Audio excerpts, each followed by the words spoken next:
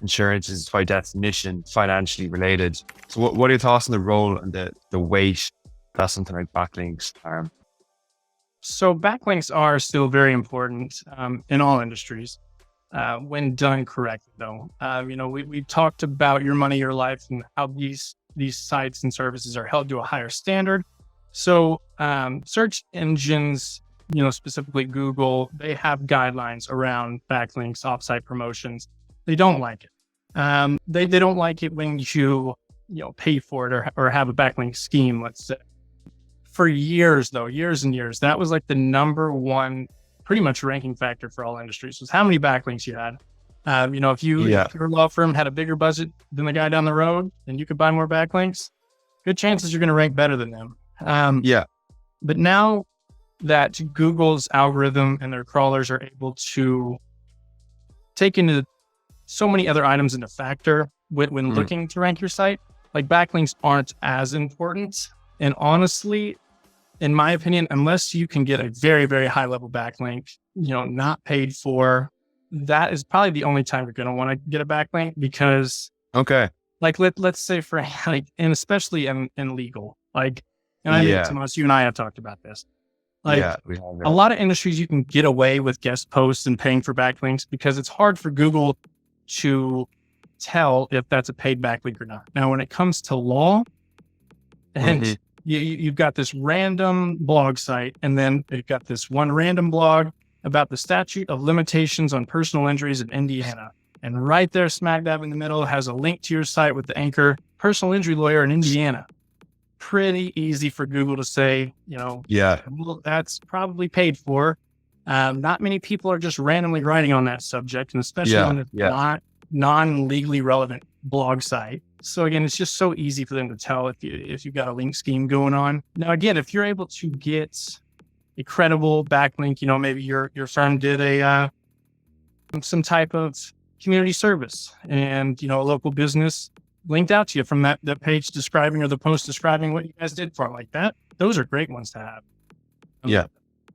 But the days of buying a guest post on these low spammy sites for your money, your life, in my opinion, are long gone, and something you really shouldn't look into. There's so many other aspects of, local SEO that you should focus on before ever even thinking about getting these backlinks.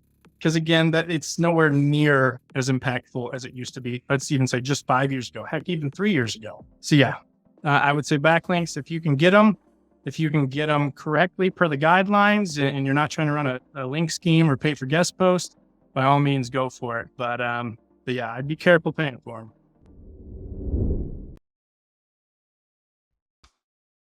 I won't name drop any, but I remember this one time there's an agency that wanted to hire me for your SEO clients, and they're like, "Oh, like, how cheap can you get your backlinks for?" And I was like, "What do you mean? How cheap can I get my backlinks for?" And they're like, "Oh, well, we can get 50 for $500." And I was like, "Is this a basic concept to sort of explain that I have to explain to clients? Is at the end of the day, a backlink is effectively a vote of confidence from an external website towards yours. It's literally an exchange of value as with anything else in business, So you need to be providing something of value on your end. And if that is a genuine accolade in the sense that, as you said, if you have an attorney firm and, you're providing value through, well, these guys are just that goddamn good that they deserve a backlink, great. But because it is something that I think there's a misconception with clients. They'll, not clients, people in general. I mean, SEOs and it's they hear once they kind of start delving into SEO, it's like, okay, I need to write content, I need backlinks. Great, brilliant. And it's kind of the case of the Dunning-Kruger effect, where you don't know what you don't know. And it's kind of ignorance in this case not being bliss, because you're like, just enough that you've heard you need backlinks, but not enough to realize that the negative, as we've discussed before with disavowing backlinks, and you can dive into that, the repercussions of doing it incorrectly actually drastically outweigh the benefits of trying to trick Google. Yeah. They are very important when done right. That's all I want to say. Like, um, when it comes to your money, your life, like one of the aspects we've been talking about, EAT, that T is trustworthiness. Yeah. So if Google Yeah. or any search engine figures out you have some shady link scheme in the back, in the background, that's not very trustworthy.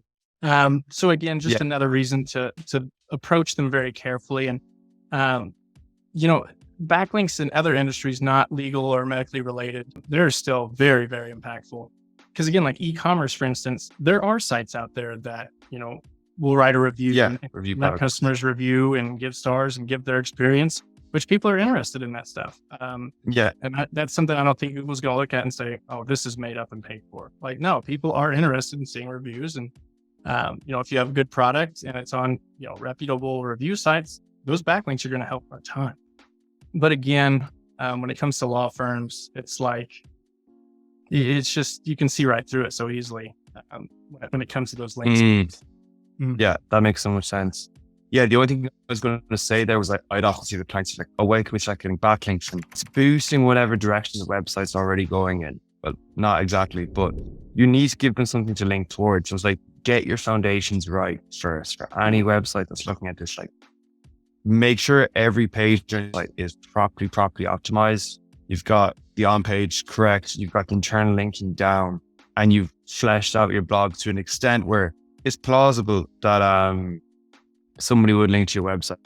Because this is, I think, the order is important here. Where if you've got a say a website and there's zero text on any page at all, you've got 3 blog posts, and there's 1,000,001 different things you could take care of first.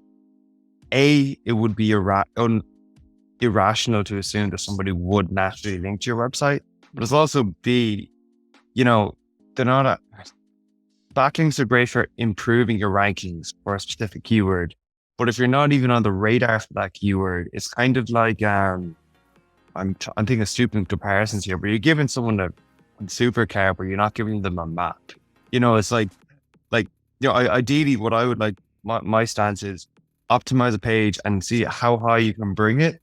And then at that point, if it starts to get backlinks, actually, then great. But if you're trying to rank for a specific search term for your website and you don't even talk about that term on the website, start talking about that term before you start even going near backlinks. Otherwise, you just literally throwing stuff at the wall.